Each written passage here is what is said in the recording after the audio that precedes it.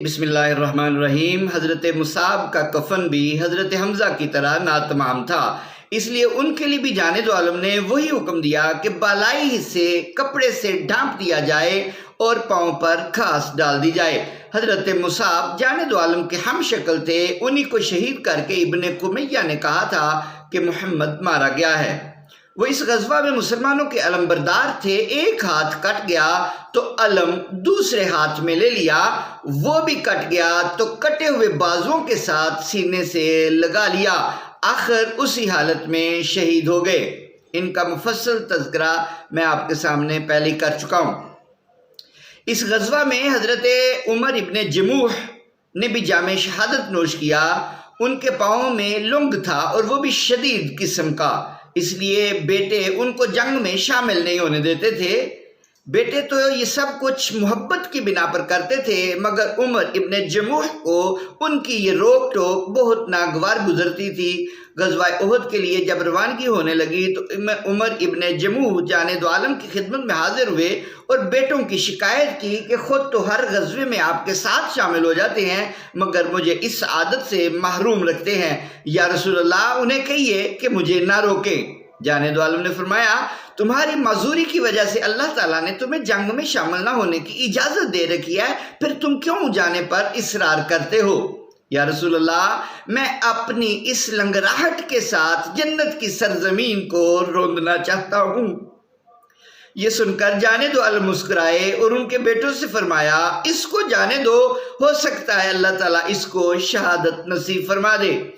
اجازت مل گئی تو خوشی خوشی تیار ہوئے اور جب مدینہ سے باہر نکلے تو روح بقبلہ ہو کر دعا مانگی، الہی مجھے شہادت نصیب کرنا اور گھر کی طرف ناکام و نامراد واپس نہ لوٹانا۔ دعا قبول ہوئی اور اس غزوے میں وہ شہید ہو گئے۔ جانب عالم نے فرمایا، میں نے دیکھا ہے کہ وہ حسب خواہش جنت کی زمین کو اپنے لنگ کے ساتھ روند رہا ہے۔ اللہ اکبر! جنت میں داخلے کی تمنا کی بجائے عرض جنت کو پاؤں تلے روندنے اور پامال کرنے کی خواہش کیسی انوکھی اور البیلی تھی۔ لطف یہ کہ شہادت پاتے ہی ان کی آرزو بھی پوری ہو گئی۔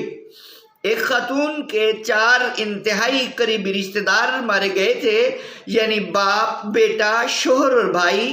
وہ پریشان حال اشفتہ سر بھاگی بھاگی آ رہی تھی۔ اسے بتایا گیا کہ تیرا باپ شہید ہو گیا ہے۔ اس نے کہا، مجھے رسول اللہ صلی اللہ علیہ وسلم کے بارے میں بتاؤ۔ تمہارا بھائی بھی مارا گیا ہے؟ ایک طرف سے آواز آئی۔ مجھے رسول اللہ صلی اللہ علیہ وسلم کے بارے میں بتاؤ۔ کسی نے آ کر کہا، تیرا بیٹا اور شوہر بھی شہادت پا گئے ہیں۔ مگر اس اللہ کی بندی کی ایک ہی رٹ تھی، مجھے رسول اللہ کے بارے میں بتاؤ۔ آخر اس کو جانب عالم کے پاس لایا گیا اور جب اس نے آپ کے نور افشاں چہرے کو دیکھا تو دل ٹھنڈا ٹھار ہو گیا اور کہا، کل مصیبت بعدک جلل یا رسول اللہ۔ یا رسول اللہ، آپ سلامت ہیں تو پھر باقی ہر مصیبت ہیچ ہے۔ میرے ماں باپ آپ پر قربان، آپ زندہ ہیں تو مجھے اپنے اقربا کی شہادت کا کوئی غم نہیں۔ اس غزوے میں مجموعی طور پر 72 پروانے شمع رسالت پر فدا ہوئے اور اس شان سے فدا ہوئے کہ جانب عالم نے فرمایا، احد کے شہداء کو اللہ تعالیٰ نے عرش کے ساتھ لٹکی ہوئی سنہری قندیلوں میں ٹھکانہ عطا کیا ہے اور سبز پرندوں کو ان کے لیے مسخر کیا ہے۔ وہ جب چاہتے ہیں ان کو جنت کی سیر کراتے ہیں، وہاں وہ انواع و اقسام کے کھانے کھاتے ہیں، خوش ذائقہ مشروبات پیتے ہیں اور جہاں چاہتے ہیں چلتے پھرتے ہیں۔ آرام و آسائش اور سرور نعمت کی اس دنیا کو دیکھ کر انہوں نے کہا، کاش ہمارے اعزاز و اکرام سے کوئی ہمارے زندہ بھائیوں کو اطلاع دے دے تاکہ وہ ہمیشہ شہادت کے مشتاق و طلبگار رہیں۔ رب کریم نے فرمایا، میں انہیں مطلع کر دیتا ہوں۔ چنانچہ یہ آیت نازل ہوئی وَلَا تَحْسَبَنَّ الَّذِينَ قُتِلُوا فِي سَبِيلِ اللَّهِ، اور جو لوگ اللہ کی راہ میں مارے گئے ہیں انہیں ہرگز مردہ مت خیال کرو، بلکہ وہ اپنے پروردگار کے پاس زندہ ہیں اور رزق پاتے رہتے ہیں اور ان نعمتوں سے مسرور ہیں جو اللہ نے انہیں اپنے فضل سے عطا کی ہیں۔ یہ سورہ آل عمران ہے، آیت نمبر 169 تا 170۔ اگر دنیا کو کسی قسم کا مشاہدہ نہ ہوتا تب بھی اس آیت کی صداقت ہر طرح کے شک و شبہ سے بالا تر تھی، مگر ایک واقعہ سے اس کی صداقت عالم آشکار ہو گئی۔ جناب معاویہ کے زمانے میں ایک نہر کی کھدائی شروع ہوئی جو میدان احد سے گزرتی تھی۔ معاویہ نے حکم دیا کہ شہداء کے ورثاء اپنے اپنے شہیدوں کو متبادل جگہ میں دفن کر دیں۔ اس حکم پر عمل شروع ہوا اور قبریں کھودی جانے لگیں تو سب شہداء صحیح سلامت تھے اور ان کے جسموں سے کستوری کی لپٹیں اٹھ رہی تھیں۔ کھدائی کے دوران ایک کسی غلطی سے حضرت حمزہ کے پاؤں پر لگ گئی تو وہاں سے خون رسنے لگا۔ یہ واقعہ 46 ہجری کا ہے۔ اسی طرح کا ایک اور واقعہ پیش آیا۔ حضرت جابر کے والد حضرت عمر ابن جموع ایک ہی قبر میں دفن کیے گئے تھے۔ ایک دفعہ بارانی سیلاب نے ان کی قبر کو کھول دیا تو ان کے بدن ظاہر ہو گئے۔ فَوَجَدَا لَمْ يَتَغَيَّرَا كَأَنَّمَا مَاتَ بِالْأَمْسِ، ان کو اس حال میں پایا گیا کہ ان میں ذرہ برابر بھی کوئی تغیر واقع نہیں ہوا تھا، یوں لگتا تھا کہ ابھی کل ہی فوت ہوئے ہیں۔ جنگ میں حضرت جابر کے والد کے چہرے پر ایک زخم لگا تھا اور انہوں نے اس پر اپنا ہاتھ رکھ لیا تھا۔ اسی حالت میں شہید ہو گئے تھے اور اسی طرح دفن کر دیے گئے تھے۔ اب ان کو دوسری جگہ منتقل کرنا تھا، اس لیے ان کی قبر سے ان کو نکالا جانے لگا۔ نکالنے کے دوران کسی نے حضرت جابر کے والد کا ہاتھ ان کے چہرے سے ہٹا دیا تو نیچے سے تازہ خون بہنے لگا، چنانچہ ہاتھ دوبارہ وہیں رکھ دیا گیا اور خون بند ہو گیا۔ رضی اللہ تعالی عنہم۔ شہداء کی تدفین کے بعد جانب عالم مدینہ منورہ کی طرف واپس ہوئے۔ آپ گھوڑے پر سوار تھے اور حضرت سعد ابن معاذ لگام تھامے آگے آگے چل رہے تھے۔ اچانک ایک خاتون تیز چلتی ہوئی آپ کی جانب بڑھی۔ حضرت سعد نے کہا یا رسول اللہ، یہ میری امی ہیں۔ جب وہ آپ کے قریب پہنچی تو آپ نے ان کے بیٹے حضرت عمر بن معاذ کی شہادت پر ان سے تعزیت کی۔ انہوں نے بھی وہی محبت برا جواب دیا کہ یا رسول اللہ، جب آپ سلامت ہیں آپ کو دیکھ لیا تو پھر کسی مصیبت کی کوئی پرواہ نہیں۔ جانب عالم نے فرمایا اے ام سعد، تمہیں اور تم تمام لوگوں کو جن کے اعزاء و اقارب شہادت سے امکنار ہوئے ہیں مجدہ ہو کہ وہ سب جنت میں داخل ہو چکے ہیں اور اپنے پسماندگان کے لیے شفاعت بھی کر چکے ہیں۔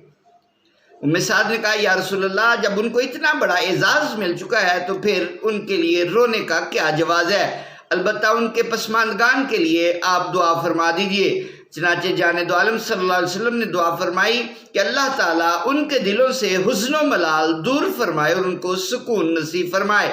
اسی طرح جانب عالم کی پھوپھی زاد ہمشیرہ حضرت حمنہ بھی آپ کے پاس آئیں۔ آپ نے فرمایا حمنہ صبر کرو۔ کس پر یا رسول اللہ؟ انہوں نے پوچھا اپنے ماموں حمزہ پر جو شہید ہو گئے ہیں۔ آپ نے جواب دیا۔ حضرت حمنہ نے انتہائی صبر و استقلال سے کہا انا للہ و انا الیہ راجعون، اللہ تعالیٰ ان کی مغفرت فرمائے اور ان کو شہادت مبارک ہو۔ جانب عالم نے دوبارہ فرمایا حمنہ صبر کرو۔ کس پر یا رسول اللہ؟ اپنے بھائی عبداللہ پر۔ انا للہ و انا الیہ راجعون، اللہ تعالیٰ ان کی بخشش فرمائے اور اس کو بھی شہادت مبارک ہو۔ جانب عالم نے تیسری بار فرمایا حمنہ صبر کرو۔ کس پر یا رسول اللہ؟ اپنے خاوند مصعب پر۔ یہ سن کر حضرت حمنہ کے ہاتھ سے صبر کا دامن چھوٹ گیا اور دھاڑے مار مار کر رونے لگی۔ ان کی یہ کیفیت دیکھ کر آپ نے فرمایا سچ ہے، عورت کو جتنی محبت اپنے خاوند سے ہوتی ہے اتنی اور کسی سے نہیں ہوتی۔ حضرت حمزہ نے کہا یا رسول اللہ مجھے شوہر کا کام اس لیے زیادہ محسوس ہوا ہے کہ اس کے چھوٹے چھوٹے بچے یتیم رہ گئے ہیں، اب نہ جانے ان کا کیا بنے گا۔ جانے دو عالم نے ان کو تسلی دی اور دعا فرمائی کہ اللہ تعالیٰ ان بچوں کی تربیت کا کوئی بہتر انتظام فرمائے۔ آپ کی دعا کی برکت سے کچھ عرصہ بعد حضرت حمزہ کا نکاح حضرت طلحہ سے ہو گیا، اور حضرت طلحہ نے ان بچوں کو اتنا پیار دیا کہ ان کو کبھی باپ کی کمی کا احساس محسوس نہیں ہوا۔ کم سن بشیر ابن افرا کے والد بھی شہید ہو گئے تھے۔ یہ معصوم بچہ ایک جگہ کھڑا رو رہا تھا، جانے دو عالم اس کے پاس سے گزرے تو اس کو تسلی دیتے ہوئے فرمایا کیا تو اس پر راضی نہیں ہے کہ میں تیرا باپ بن جاؤں اور عائشہ تیری ماں بن جائے؟ یہ سن کر بشیر ابن افرا کو قرار آ گیا اور اس نے رونا بند کر دیا۔ غرض کہ اس طرح بیواؤں کو تسلیاں دیتے ہوئے، یتیموں کی دلجوئیاں کرتے ہوئے اور دکھیاروں کی ڈھارس بندھاتے ہوئے جانے دو عالم مدینہ طیبہ میں داخل ہوئے۔ اس وقت پورا مدینہ ماتم کدا بنا ہوا تھا اور ہر گھر سے عورتوں کی آہو بکا کی آوازیں آ رہی تھی۔ یہ دیکھ کر جانے دو عالم کو اپنے چچا حمزہ یاد آ گئے جن کے سب رشتہ دار مکہ میں تھے، اور یہاں ان پر رونے والی کوئی نہیں تھی۔ آپ کی آنکھوں میں آنسو آ گئے اور حسرت بھرے لہجے میں فرمایا باقی سب شہداء کے غم میں رونے والیاں تو موجود ہے، لیکن حمزہ کے لیے رونے والی کوئی نہیں ہے۔ آپ کی دل گرفتگی محسوس کر کے سردار انصار حضرت سعد اور حضرت اسید اپنے قبیلے میں گئے، اپنی قوم کی عورتوں کو جمع کیا اور کہا کہ رسول اللہ صلی اللہ علیہ وسلم اس بات سے افسردہ ہیں کہ ان کے چچا کے لیے نوحہ و ماتم کرنے والی کوئی نہیں، اس لیے تم سب رسول اللہ کے دروازے پر جاؤ اور ان کے چچا جان کے لیے خوب ماتم کرو۔ چنانچہ سب عورتیں در دولت پر حاضر ہوئیں اور رونے پیٹنے لگیں۔ تھوڑی دیر بعد جانے دو عالم نماز کے لیے حرم سرا سے باہر تشریف لائے تو دیکھا کہ 20 عورتیں دروازے پر کھڑی رو رہی ہے اور حضرت حمزہ کا نام لے لے کر ماتم کر رہی ہیں۔ آپ ان کی اس جذبے سے بہت متاثر ہوئے، فرمایا اے انصار کی عورتوں، تم نے ہمدردی اور مواسات کا حق ادا کر دیا ہے، اللہ تعالیٰ تم سب کو جزائے خیر دے۔ اب تم اپنے گھروں کو واپس جاؤ اور یاد رکھو کہ آئندہ کسی بھی میت پر ماتم نہ کرنا۔ عورتوں نے واپس جا کر گھر والوں کو بتایا کہ رسول اللہ نے آئندہ کے لیے ماتم سے منع کر دیا ہے۔ یہ سن کر انصار خدمت اقدس میں حاضر ہوئے، عرض کی یا رسول اللہ سنا ہے آپ نے نوحہ و ماتم کرنے سے منع کر دیا، حالانکہ اس سے ہمارے دلوں کی بڑاس نکل جاتی ہے اور ہمارا غم کم ہو جاتا ہے۔ جانے دو عالم نے فرمایا منہ پیٹنے، سینہ کو بھی کرنے اور گریبان پھاڑنے کے بغیر رونے میں کوئی حرج نہیں، اس کی اجازت ہے۔ حاضرین و ناظرین و سامعین، غزوہ احد کے واقعات بحمداللہ اختتام پذیر ہوئے۔ آپ نے محسوس کیا ہوگا کہ اس غزوہ کے کسی واقعے کا حوالہ نہیں دیا گیا ہے، جبکہ اس سے پہلے ہر واقعے کا فردن میں حوالہ پیش کرتا رہا ہوں۔ اس کی وجہ یہ ہے کہ اس غزوے کے واقعات کی ترتیب میں مورخین کا بیان مختلف تھا۔ ایک واقعہ کسی مورخ نے ایک جگہ ذکر کیا اور کسی نے دوسری جگہ۔ دراصل اس غزوے میں ایسی افراتفری مچ گئی تھی کہ کسی واقعے کے وقت کا تعین کرنا تقریباً ناممکن تھا، اس لیے ہر مورخ نے اپنی ثوابدید کے مطابق واقعات بیان کیے ہیں۔ میرے پاس کسی ایک مورخ کی ترتیب کو ترجیح دینے کی کوئی مثبت وجہ نہ تھی، اس لیے میں نے تمام حالات و واقعات اور ان کی مختلف ترتیبوں کو مد نظر رکھتے ہوئے اپنے طور پر ان کو مرتب کر کے آپ کے سامنے پیش کیا ہے۔ اس صورت میں ہر واقعے کا حوالہ ثبت کرنے کا کوئی خاص فائدہ نہ تھا۔ ویسے آپ یقین کیجئے کہ جو کچھ کہا ہے اس احساس کے ساتھ کہا ہے کہ بروز قیامت اس کے حرف حرف کا جواب دینا ہے، اس لیے حتی الوسع پوری کوشش کی ہے کہ ترتیب درست ہو، تاہم انسان سہو خطا کا پتلا ہے۔